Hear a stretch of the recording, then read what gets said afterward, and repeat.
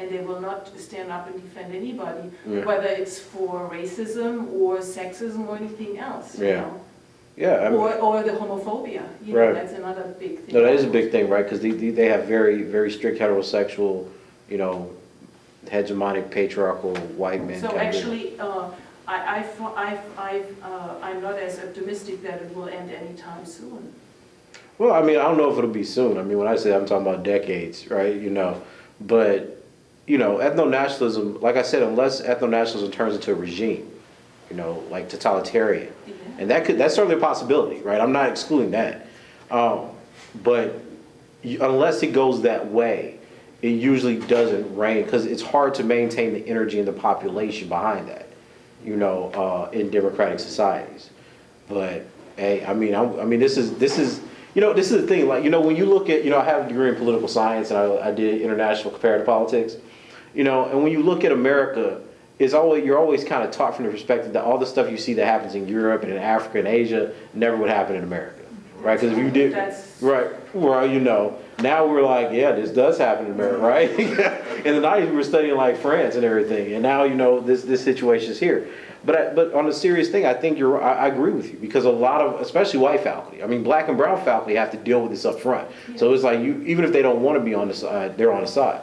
But I think in terms of white faculty, you're right. They cower because they're hoping it skips them by. Yeah. Right? Like racism is an inconvenience. It messes with their moral courage. Sexism depends if they're a man or a woman. Homophobia, well, I'm not homophobic, so I can kind of ignore it. Right? These things are kind of slided out into their social world. So they're like, well, we're really dealing with the issue of academic freedom, and this will pass, so I can just kind of stay quiet and let it roll by. Whereas every other group, you know, and there's always divisions within these groups, right? Because, you know, white women certainly aren't being like, we're affected by sexism, let's jump on this racism train. But these other, you know, it's, again, this is what I'm saying about the socializing force of violence, right? Nobody wants to be targeted and have their name out in that way or have to move. So you have institutional structures that are conservative, administrators that are going to fight or attack faculty, and then you have groups of very vulnerable populations, especially black and brown folk, given their numbers in the university, that are losing their white allies right and left because the white people, as usually the case in history, don't catch up or don't want to protest with the same kind of risks of other groups. You know, and this is a very difficult time because the university and the tenure system is precisely made for that apparatus to kick in, which is the activism of professors.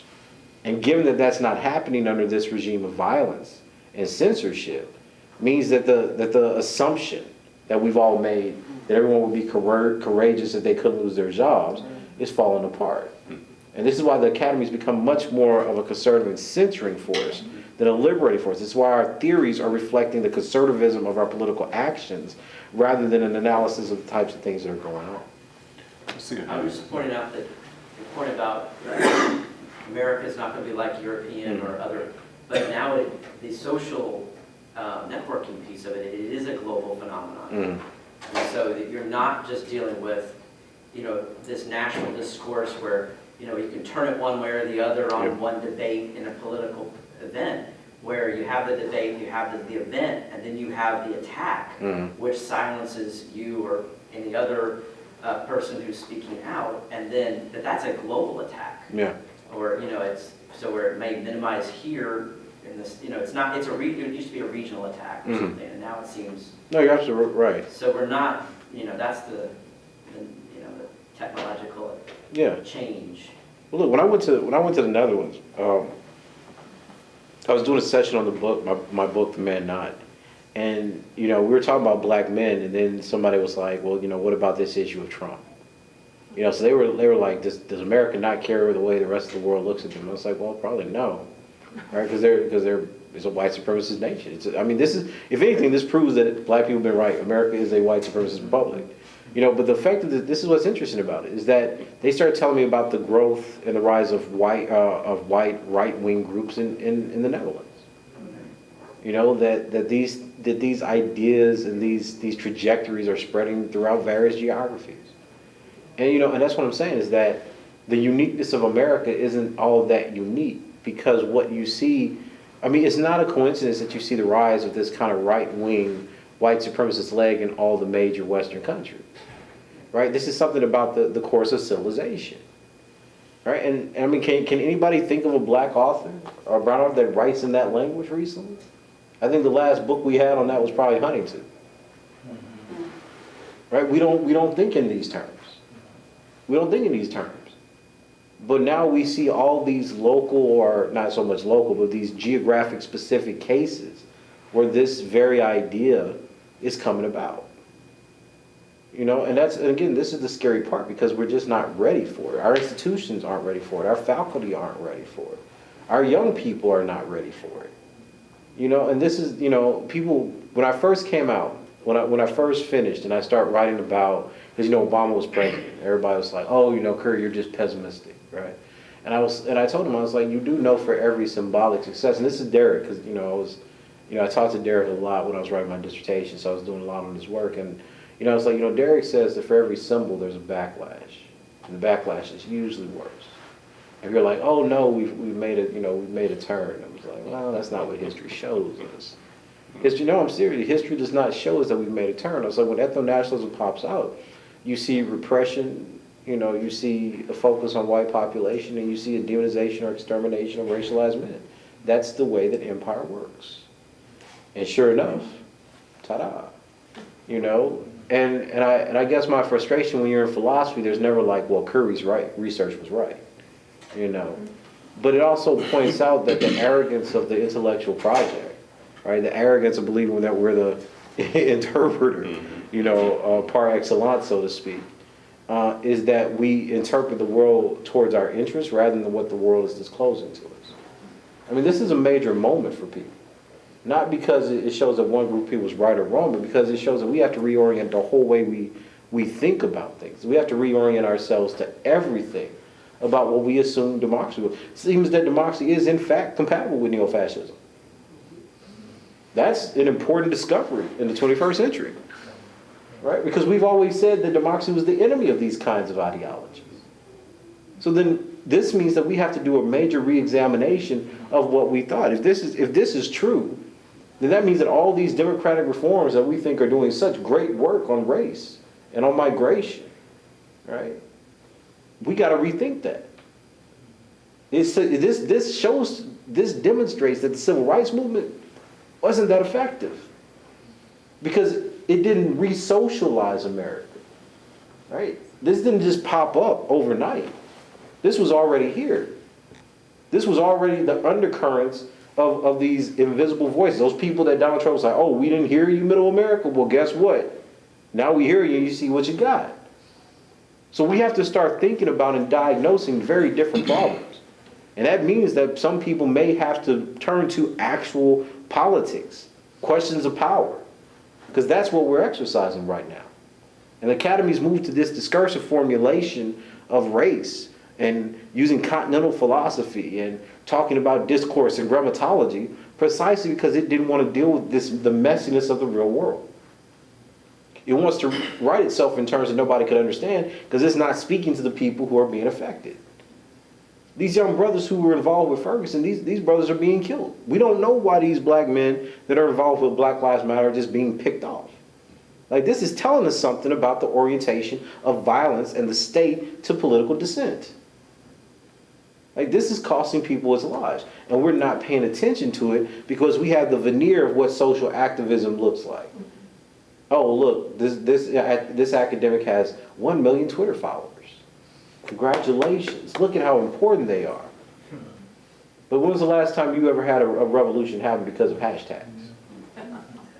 You see, but this is the logics that we're buying into. This is the logic that we're buying into. And to be the star academic is not about whether or not you're motivating or diagnosing social problems. We're not trying to create Bowmans or Fanons or Winters. We're not trying to create those people. We want people that can placate us with the ideas that some identity politic, that some kind of new intersectional maxim changes things, and we still haven't grappled with the real problem of death. And the intimidation that political problem of death brings about in producing, or us producing thinking or thought. That's a damned position to be in. Because it means that we don't have an apparatus, intellectual, social, or otherwise, to actually inspire change. The reason people read Fanon was not because he gave cool, introspective renderings of psychoanalysis or existentialism. It's like this guy is giving us a political program that's diagnosing how we're affected by colonialism and how we may overturn it. Very simple. Notice how Black Skin, White Mass is written completely different than Wretched of the Earth? Like Black Skin, White Mass, it's like, oh, this is just so academic and lovely. And Wretched of the Earth is like, if you want to start a revolution, here's how. Right? Don't dance because you're wasting energy where you could be killing people. Right? This is what Fanon is talking about, right? But it's written in plain language. Very plain. Right? He knew he was on the way out. Here's how we think about these issues. When you look at his editorials, right? Towards the African Revolution, right? Very plain language. Why? Because he actually expects to change the way that people think. That's not what we're interested in doing in the academy. And one of the reasons that I think that the piece that I did, the podcast that I did, got so much attention, is because it wasn't a Twitter hashtag, right? It was an actual podcast that at that point, I think before the alt-right got onto it, they had like 3,000 or 4,000 views, right? So black people had listened to it. They had been commenting on it for years. Some people have been using it in their class, right? Like black people were being inspired by a different way of thinking. That was the problem. See, that's why Dreyer, because you can read Dreyer's subsequent works. That's why Dreyer was so interested in the case. Because see, what Dreyer tried to do, he tried to create this story. He said, oh, look what he said in the podcast. Oh, look at what these, some right wing came into, my class and like took snippets of it. Right? Like, I mean, and here's the funniest part about it is that you can tell that the tapes are doctored, but it points to the contrary. Like, there's this one point where I talk about watching news because white people were getting beat aside the head with batons. And I said, I turn on and this is true, I'll say it again. I actually turned on the news to watch that because it's the first time that white America was being socialized into police repression and violence like black people had. So white people were fearing their loss of property during Occupy Wall Street. They thought that they were being niggerized to a certain extent. And when they started protesting the state, they weren't good white citizens anymore. They were being met with repression and violence. And I was like, that's why I watched it, because look at white America's reaction to figuring out that the state didn't care about them either. It was a crisis. Right? That's the importance of watching that moment. Right? But they want to spin it as if, notice what to do. Oh, well, this black guy just hates white people. He likes seeing them get beat in the head with batons. Like, yeah, because the effect of it is, right, now their ideas of whiteness is fractured. Same thing when we talk, I talk about, the conservative. It's a program to try to make white people believe that they're endangered and that their only real response is violence or the elimination of racialized people. So until we start addressing that, right, this is why I talk about the expansion of racial phobics, right? Until we start addressing that, then we're not going to be able to fight off what's coming. Because I guarantee you, this stuff, where you see these dissertations being published in philosophy and stuff like this about white supremacy, that's going to increase. You're going to see more and more popular writing. You're going to see more and more academic writing that's going to have some of these elements in it. And this is not going to be something that you're going to be able to just adjudicate within the literature. This is going to be something where you're going to have people growing up, being cultivated in graduate programs, getting tenure track positions, and you don't know how long that lasts, that are going to be held up in some major universities advocating this stuff. And this is not going to be something where they're just going to close them and lock them away. This is going to influence students. This is going to be worse than the bell curve. Because the bell curve just got, after a decade it was bad science. But this is going to be legitimate philosophy, right? This is going to be legitimate social political thought, good race theory. That's what these people are aiming for. Well, sir, thank you very much for this hour. I think we need to shift now, Lon. And are you going to stay for dinner? So you'll have an opportunity to chat with him. But can we just end this phase by expressing our appreciation to Tommy J. Curry?